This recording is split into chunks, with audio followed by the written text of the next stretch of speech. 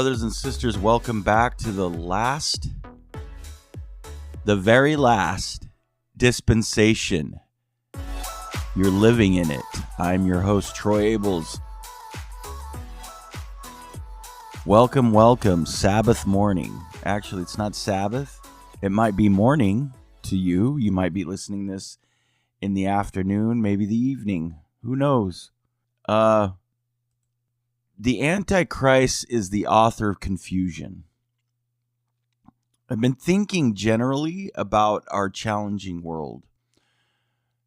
I don't think I would be sincere if I didn't say it's been difficult for even the very elect to navigate through. The future undoubtedly seems foreboding. Definitely. There's no doubt that it seems foreboding. I know there's hope. I know we have the gospel is going to go forth boldly, nobly, and independent until it has penetrated every continent. That's in D&C Section 4. We know that. But it's also foreboding. It's scary.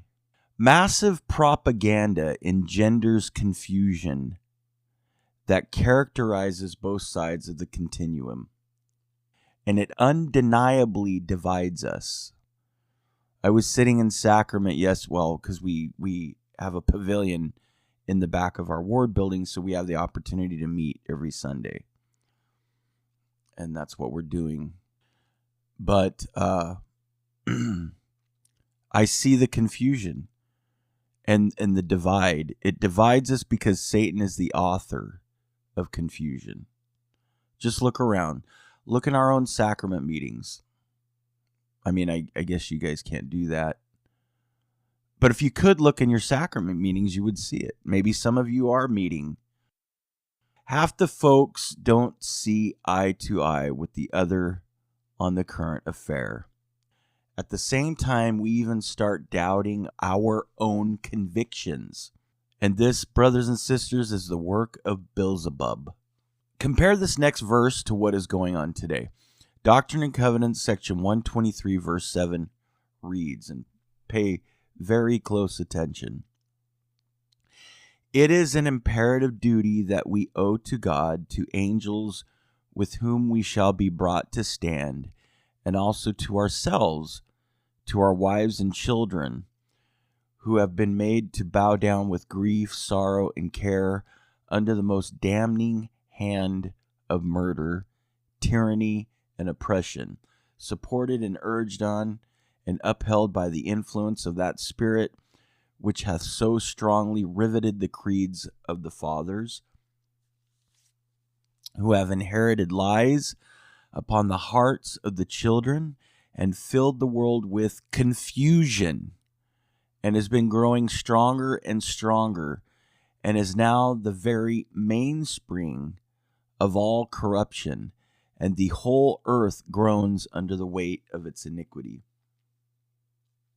That was section 123. Now, this was given while the prophet was in Liberty Jail. 123 is an excerpt from an epistle to the saints written in 1839 while the prophet was in Liberty Jail. The prophet basically counseled the saints to collect and publish accounts of their persecutions from when they were driven from their homes in Missouri. Now, we can almost put the same verse in today's situation. Even though the prophet at the time was addressing far more serious atrocities, okay, I know that, than what's going on today. But it's the divisions today that are so satanic. Satan isn't driving us from our homes, but he's driving us from our synagogues and our temples, and he's confusing the hell out of us. And he's causing divide amongst us. I'm not just talking about the world or the United States. I'm talking about Latter-day Saints. I've never seen this kind of division in my life, in my lifetime, amongst the members of the church. We used to meet together on common ground. So, are we not groaning now under the weight of iniquity? These are the days where men's hearts shall fail them. These are the days of doctrines of devils, and his plan has not changed from the premortal life when we threw the rascal and his minions out. He hasn't changed his plans to make us his subjects, to rip away our freedom. I firmly believe that this plan of his right now, what he's doing in society, in our world, is not directed to the world so much as it is to get the Latter-day Saints from worshiping the one and only true God. Ezra Taft Benson stated, "Today we are in a battle for the bodies and souls of man. It is a battle between two opposing systems, freedom and slavery, Christ and Antichrist. The struggle is more momentous, The struggle is more momentous than a decade ago." I believe he wrote this maybe in the 70s, could have been the 80s. "Yet today the conventional wisdom says you must learn to live with communism and to give up your ideas about national sovereignty. Tell that to the millions, yes, the scores of millions who have met death or imprisonment under the tyranny of communism. Such would be the death knell of freedom and all we hold dear. God must ever have a free people to prosper his work and bring about Zion. Brothers and sisters, I'm tired of sugarcoating, and people are waking up.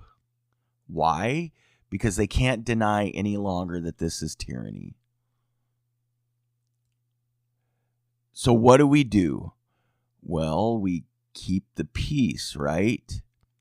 But definitely do not allow someone to trespass against our children and our spouses. I won't do that.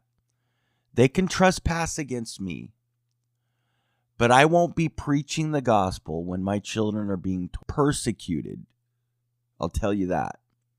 And some of you out there are saying, that's not happening, Brother Abels, nor will it ever again.